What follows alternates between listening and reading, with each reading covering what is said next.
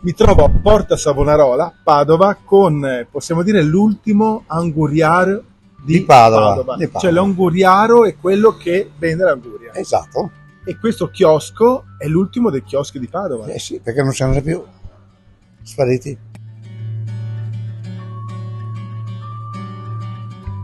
Giovanni, lei ha 52 anni che fa sto lavoro. Sì. Ci racconta come è cominciato? Perché anche il papà faceva sto lavoro. Sì, mio papà, io ero ragazzino, e cosa facevo io?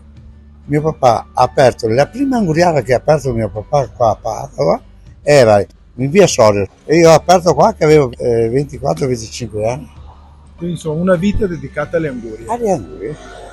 Mia moglie ha detto che ho messo il nome, le ho messo il nome sulle angurie.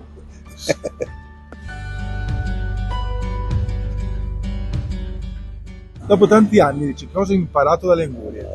Allora, prima cosa la soddisfazione che hai una bella clientela, che vengono da lontano, e dopo bisogna che il lavoro piaccia, perché quando davo una mano a mio papà mi piaceva.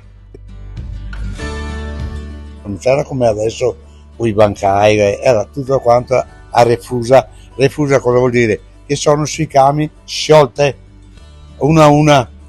Davide Michelotti. Allora, Davide è il futuro delle angurie di Esatto, Padova. sono 30 anni che sono vicino a lui, l'ho imparato, sono 30 anni che ho imparato. Allora, la domanda delle domande, quella più importante, come si riconosce un'anguria buona?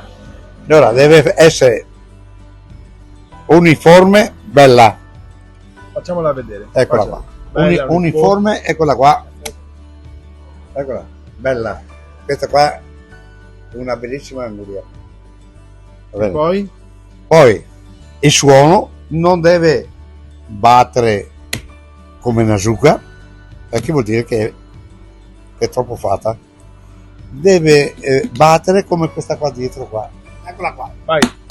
Questo è il suono che è salda, E questa più matura. quello è il E suono si sente qua. che è un suono diverso. È più duro, fa meno suono. Sono i trucchi del mestiere questi. Sì, Non dopo possiamo, tanti non anni- possiamo dirli tutti. No, A parte adesso io il ci discorso vogliono anni di esperienza. non ho mai imparato, mai. E allora con Giovanni e Davide il nostro buongiorno mattino. Buongiorno Mattino. Buongiorno Martino. Faccio vedere com'è questa anguria. Apriamo l'anguria. Eccola qua.